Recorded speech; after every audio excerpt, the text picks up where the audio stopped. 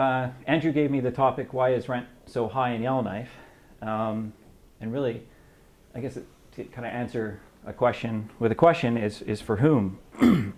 Because really rental rates without a reference to income levels really don't provide you much information.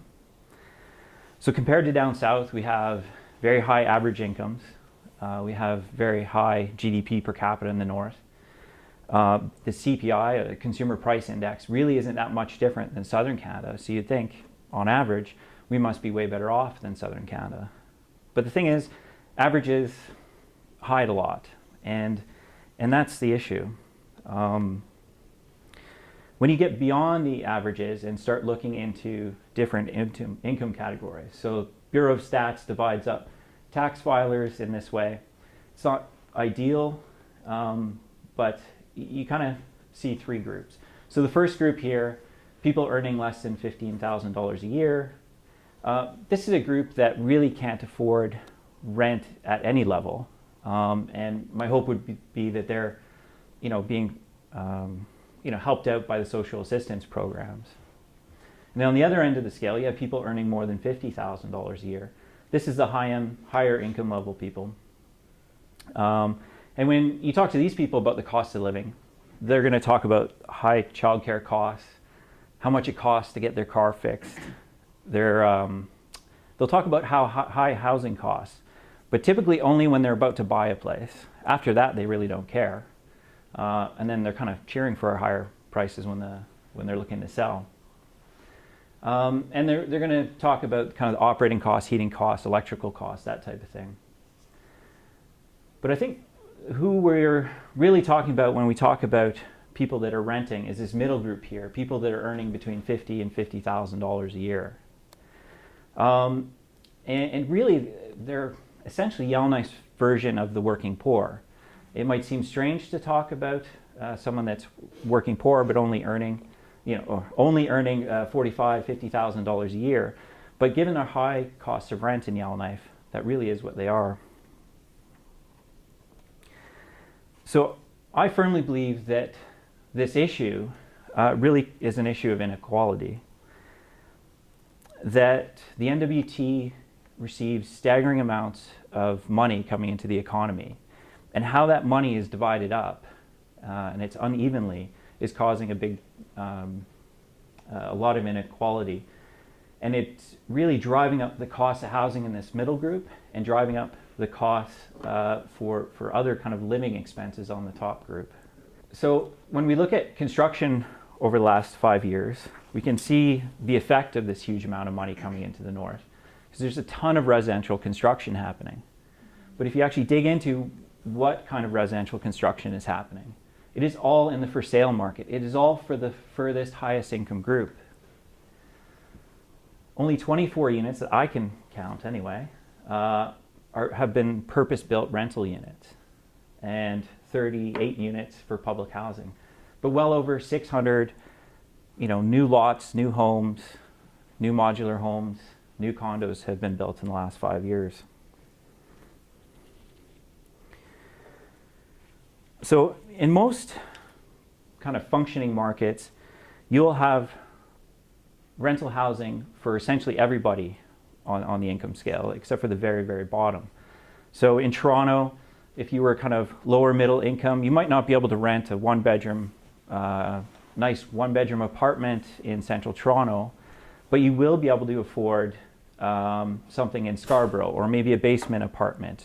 So shifting location, shifting quality, you will be able to find something, assuming you're working full-time, that fits and that you can afford.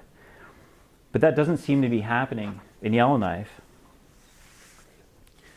If you look at the rental costs in places like, say, Lanky Court, which is in the news because of a couple of high-profile crimes there, a townhouse in Lanky Court is almost the exact same rental cost as renting a brand new condo in Summit, the new condos built at the top of the hill.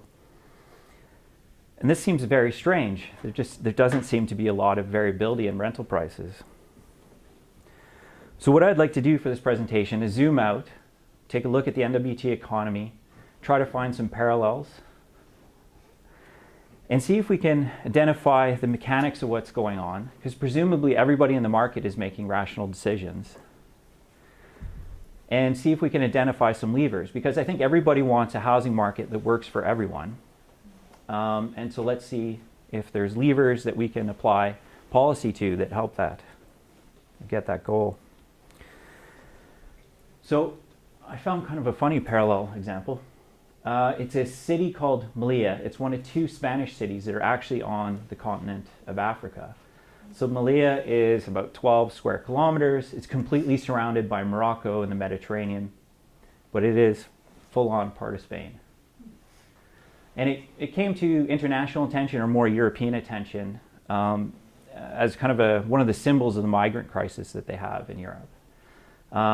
I should have put this photo in, but essentially you have, there's this photo that was quite famous where you have these, obviously well-off golfers on this lush golf course in the foreground. In the background, you have a 20-foot high border fence with migrants crawling over it to get into what is, legally Europe and Spain. And so here, I'll read the kind of section. This was in The Guardian last spring. So Melilla's raison d'etre is defense, resulting in an enormous proportion of the population being military and other civil servants who receive attractive benefits and higher salaries than on the mainland. That results in higher rents, impossible to afford for many other workers or unemployed people. And I read that, and because I'm just always thinking about Yellowknife real estate, I thought, geez, that sounds a lot like Yellowknife. You really wouldn't need to change that many words in there. And it could be describing Yellowknife and some of the mechanics of what's happening up here. So what they're describing there is what economists call a rentier state economy. So a rentier state, the kind of economic theory came about in the 1970s when economists were looking at petrostates, so Saudi Arabia, United Arab Emirates, Kuwait, and kind of the strange way their economies worked and some of the political impacts. And so what's happening in, say, Saudi Arabia, for example. So Saudi Arabia, obviously they have a lot of oil, but it's really easily accessible. It's just barely under the sand. It's in huge reserves. And so they're able to extract it for $3 a barrel. And for another about $5 a barrel, they can transport it anywhere in the world. And meanwhile, North America and Europe, say North Sea oil, fracking in the US and Canada, the oil sands in Alberta, you're looking at extraction costs somewhere between $25 and $40 a barrel. So that extra profit or income that Saudi Arabia earns is what they call rentier income, because it really has nothing to do with how productive the oil workers in Saudi Arabia are versus North America or Europe. It's just they won the lotto, kind of geographically. And so that kind of, free money, like it kind of has negative connotations to it, but that extra profit that Saudi Arabia earns is considered rentier economy, and that rentier income, and that causes distortions in their economy. And it's not just petrostates that have this. Tax havens like Luxembourg and islands in the Caribbean will have this, as well as strategic locations and military bases like the Panama Canal and Melilla. And that's where I think Yellowknife in the Northwest Territories fits. So quite often we'll hear people talking about the Northwest Territories as if it's a resource-based or resource-dependent economy. But really, I don't think we are. Our extraction costs are extremely high. There's no rentier income coming to the Northwest Territories because of this income. Our diamonds are found under frozen lakes in the tundra. In Africa, they're found on beaches sometimes. Oil and gas is not nearly as easily accessible as it is in Saudi Arabia. So our source of rentier income are the waves of money that are these waves of money that are distorting our property market and our economy, are federal government transfers. So it really does make up the vast majority of the income coming here, or the rentier income. So for example, for every $1 that the Northwest Territories GNWT earns in resource royalty revenue, they get $30 in federal government transfers, for a total of $1.367 billion expected this year, which works out to $30,000 per person. Now, all the provinces and territories do get money from the federal government, but to give you a sense of the difference, Ontario gets 18% of their budget from the federal government, while we get 73%. And none of that money depends on how productive we are in our work here. Really, the best thing we can do is just make sure that we're counted in the census. So what I'd like to do is maybe pause here for a second, because this is where I typically lose like half the people when I talk to them, and usually get quite a negative reaction. So I just want to make sure that people understand I'm not philosophically against these federal transfers. I believe as Canadians we've made a social contract with each other where we all get a base level of services regardless of where we are in the country, and that's very expensive to deliver up here over a huge population, or huge area with a small population. But I think it's important to recognize that this does exist, and it does create distortions to the economy. So how this money is distributed is what causes the issue. So in the Northwest Territories, we have about 6,200 government employees, 5,200 territorial, and about another 1,000 federal. And on average, they earn $102,000 a year. So when you look at this, the furthest column with the high income levels, really just over, I think that's 3,200 approximately. This is Yellowknife, sorry. So this is Yellowknife share. Those 3,200 government employees, making over 50,000 makes it sound like, oh, maybe it's 65. No. They make an average of $102,000. So while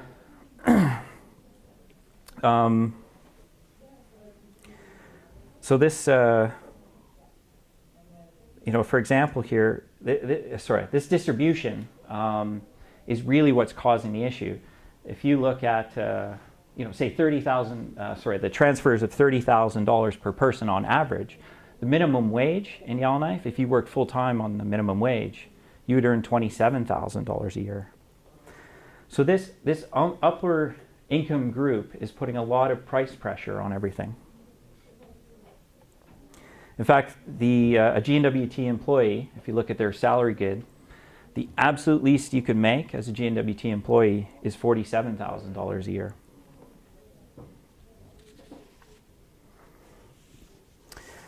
And so this kind of distribution is what is driving our housing market. So if we looked at what different groups could afford to spend, so essentially when you go to the bank or a landlord is kind of vetting you, whether you can afford some rent, approximately 1/3 of your gross income, so your income before taxes, can go towards rent or housing costs. Not just rent, but also your operating costs. So if you're buying a house, mortgage payments, interest payments, insurance, property taxes, and all the various utilities. If you're renting, typically just rent and utilities. So when you look at these different groups, so if you had dual income government workers earning the average, you look at an annual income of $204,000, which gives that couple $5,700 a month to spend on housing. So it's not unreasonable for that couple to go out and buy a house for $850,000. A single income government employee earning the absolute average would earn half of that and have half of that to spend on housing. And they would go out and buy a house or a condo in the range of $425,000. But a single income person earning $50,000 a year would only have $1,390 a month to spend on housing. That would get you a one-bedroom apartment in a building built in 1975 to 1989. And if you're earning the minimum wage, $27,000 a year, working full-time, you would have $750 and you'd be lucky to get a bedroom. But this doesn't really explain everything. I mean, it explains why there's so many houses being built for people that can buy it. But $1,390 a month for a one bedroom, that's a lot of money. In Toronto, you could get a one bedroom for that. In Scarborough, you could get a three bedroom. In Lethbridge, for $1,390, you could actually get two one bedroom apartments if you wanted. If you, people on the minimum wage in Ontario, which is $14 an hour, can get a bachelor apartment in half of Toronto's zones. So I think the question is, what's stopping rental stock from coming online? Why isn't there any new housing given these high rents? So obviously, if you earn income levels, say you earn $50,000 in Yellowknife, it doesn't do you any good to rent an apartment in Lethbridge. But landlords don't have the same issue. It's a financial transaction for them. Basically, they invest money now in exchange for money later. And that stream of money that they get later is rents. So it comes down to a really simple formula. Are build costs less than what you'd get in terms of rental value? So this is, these aren't real numbers, this is just a sample timeline. So you get a timeline here, the blue line is rental values, orange is build costs. And so when rental values exceed build costs, you'll see landlords starting to do new construction. And when rental values are below build costs, there is none. And what we have here is a little bit of what I call landlord leeway. I'll explain a little bit more about that in a bit, but we know nothing's getting built, so we know we must be in a situation where the build costs are higher. And in fact, that is exactly what's happening. Northview, the Northview REIT, our largest landlord in Yellowknife, they're financially, I mean, they're a publicly traded company, so you can get their financial statements or management discussions. And you can see that what they're doing, I think about a third of their income comes from the north, so Nunavut and the NWT, and they're redeploying the money that they keep into the Ontario market. So, yeah. They're redeploying the money into the Ontario? So they're earning their revenue, and then when the profits that they're reinvesting, they're buying or building properties typically in Ontario. So they've decided that this is a scenario in Yellowknife anyway. It's not worth building new. I mean, they're actually the guys that built those 24 units, but they did build it on land they already owned. So, so when there's a really wide gap between build costs and rental value, it provides landlords with a lot of leeway on pricing. Because landlords can keep trying to raise rents closer and closer to the build costs, and as long as they don't cross it, there's no new supply is going to come on. So that gives them a lot of pricing power.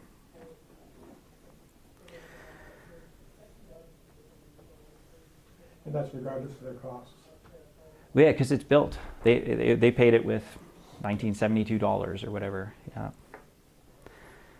Yeah. So some of this rentier income that comes into the territorial government from the GNWT, it goes out in wages, but about 60% goes out in the form of goods and services the government buys.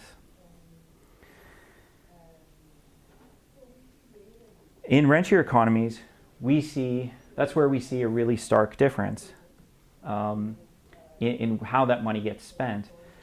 So there's two sectors. You can kind of broadly divide kind of industries or sectors of the economy into tradable and non-tradable. So tradable are things that if you need it, you can get it down south. I would like to buy a car. Well, the car isn't built in Yellowknife. It's not even built in Edmonton. So you really are just paying the difference, the shipping cost between Edmonton and Yellowknife. It's non-perishable, transportable goods. But non-tradable sectors of the economy are ones where you need it in that location. So you can't sub out your childcare to someone in Calgary, or you could, but your kid won't like you when you get older, probably. Or maybe they would, I don't know. But that's so you're kind of, with the non-tradable industries, you're really trapped into paying that price locally. And construction falls under non-tradable.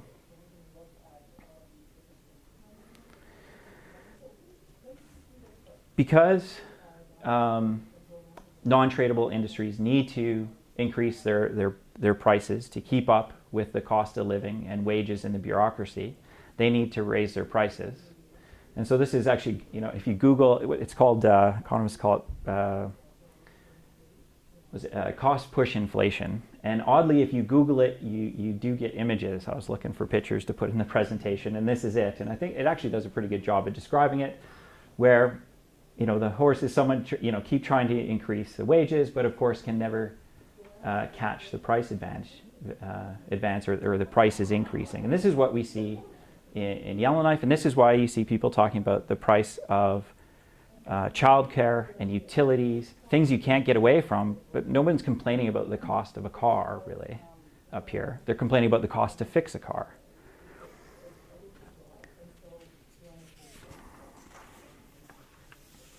So Sam, when people bring in mobile homes and pre-built houses, is that still a non-tradable? Well, that's what, it gets interesting, I guess. Yeah, it gets to the point where you can't, if our build costs are so high, you can actually build something somewhere else and afford to ship it up. There's always going to be kind of solutions to some of this stuff where, in my article I kind of talk about when real estate goes mobile. And if you kind of look at the construction that's happening up here, a lot of it is that situation. So it's possible not even developers for sale are getting that, or not many. So I think a lot of this explains the politics in the North. You get a bit of this politics everywhere, but because there really is a fixed amount of this rentier income to go around, you get a lot of groups fighting over their share of it.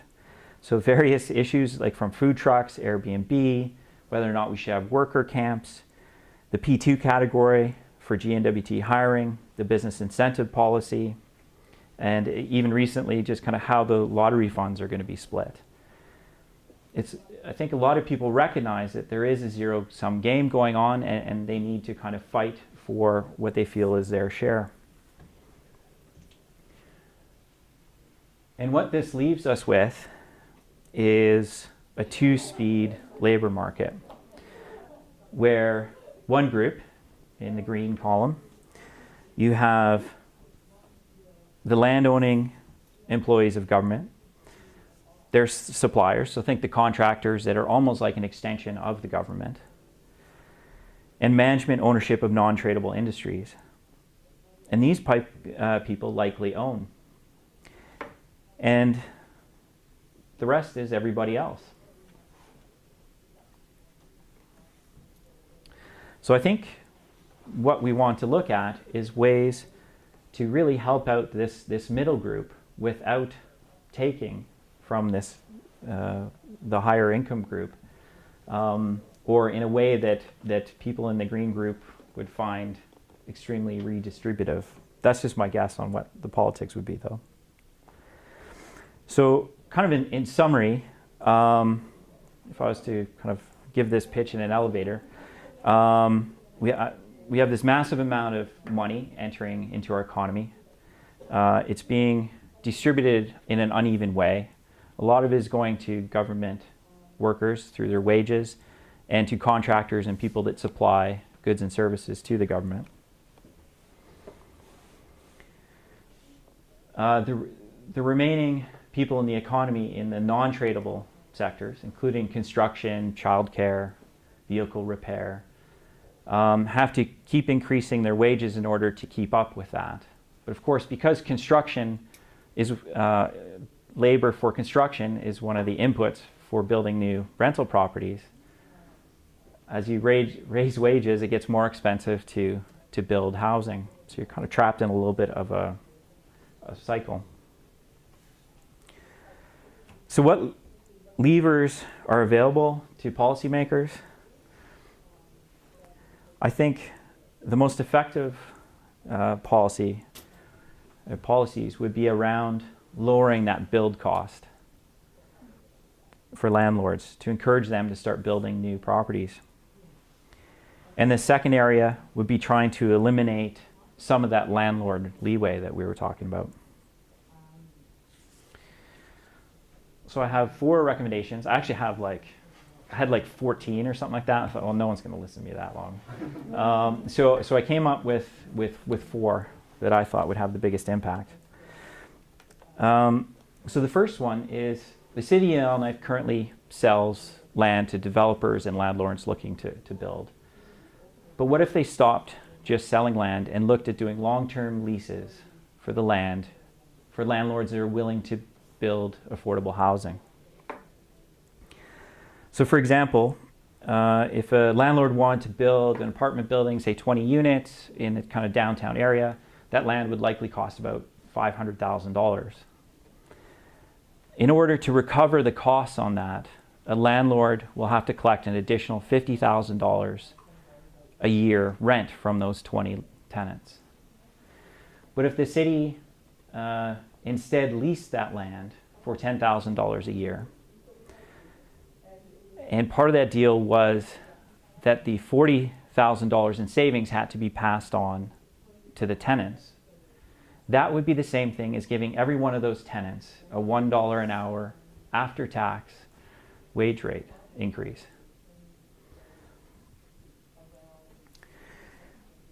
And the city, I think, would be better off too. I mean, you're typically talking about land that hasn't sold for quite a bit of time. So they could start collecting lease income because they haven't collected the sale income. They could start collecting property taxes off that property. And compared to selling land, having the land lease gives the city a lot of leverage over the landlord in terms of, making sure that that property continues to be affordable. There could be a clause in the lease that says, okay, well, it's got to be, say, the CMHC average rent. And if it's not, this is what your lease rate's going up to. It's going back up to market then, or above market if you wanted to make it punitive. My second recommendation, also for the city of Yellowknife, I'm not just saying this because you're here, Adrian, but a lot of this is outside of the city's scope, the affordable housing. But I see that the city actually has the tools to address this more than the GNWT. So my second recommendation would be tweaking the property tax rate.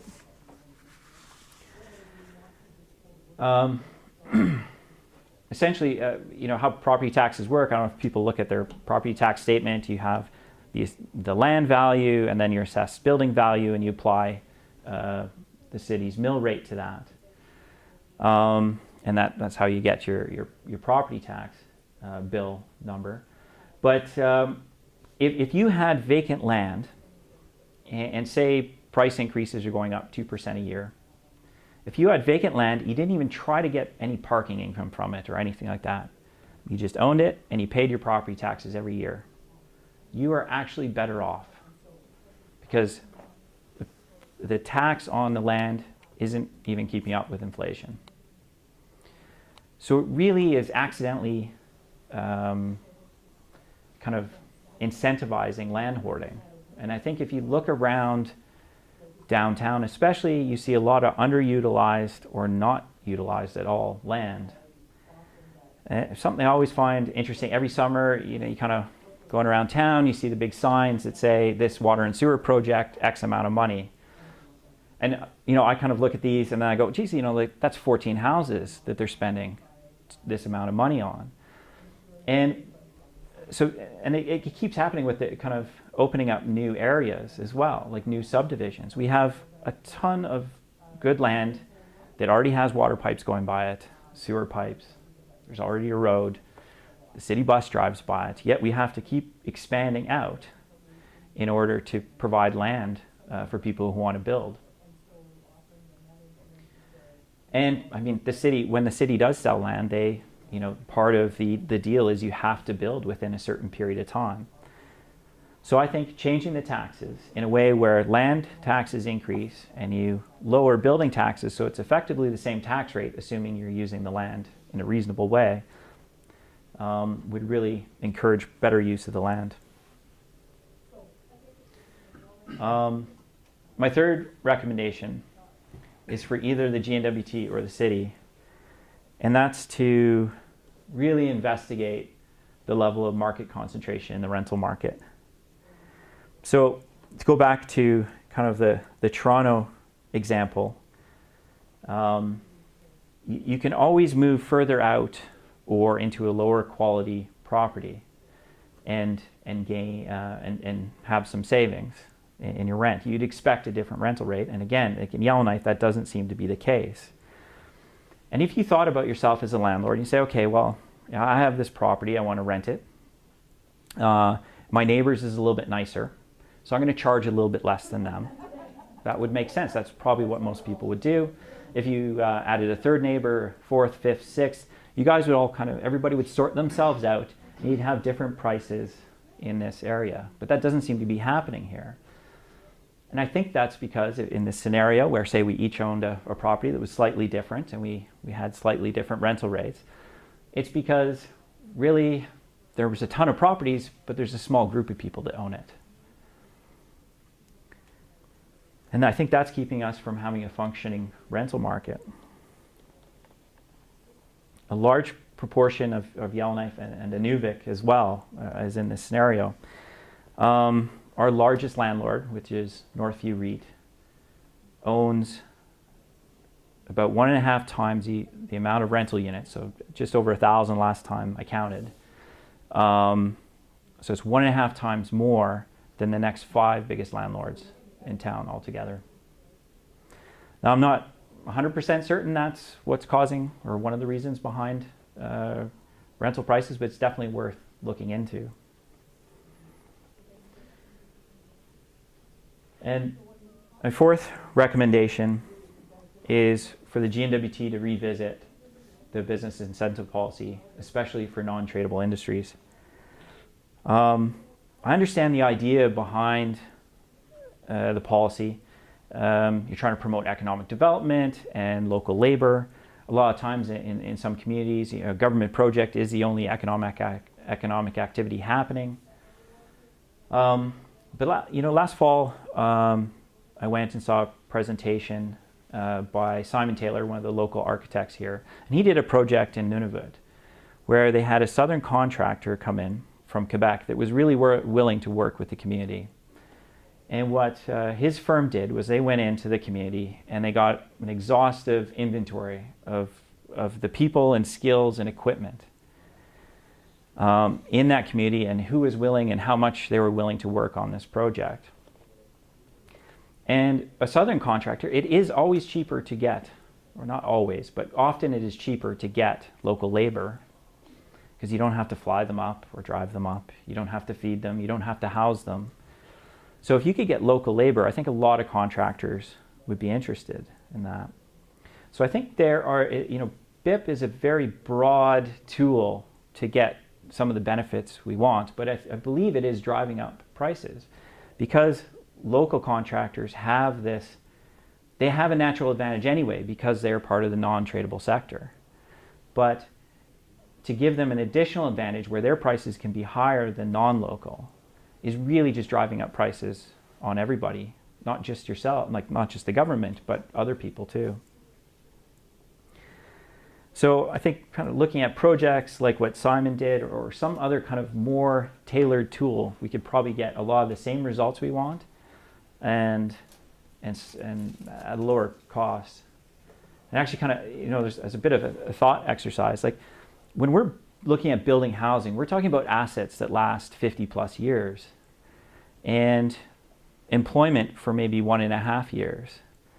And so if you're looking at investing a fixed amount of money into, say, social housing, you can build a 5-plex using local labor. It'll create a bunch of local employment and economic development for 1.5 years, and you'll be able to house 5 families in that community.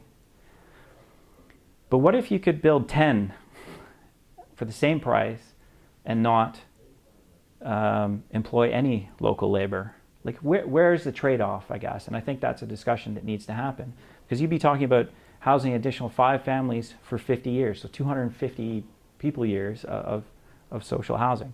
Now, that's a very extreme example in terms of price differential, but because these are really long-term assets, I think that's something we need to look at anyway. So that is everything.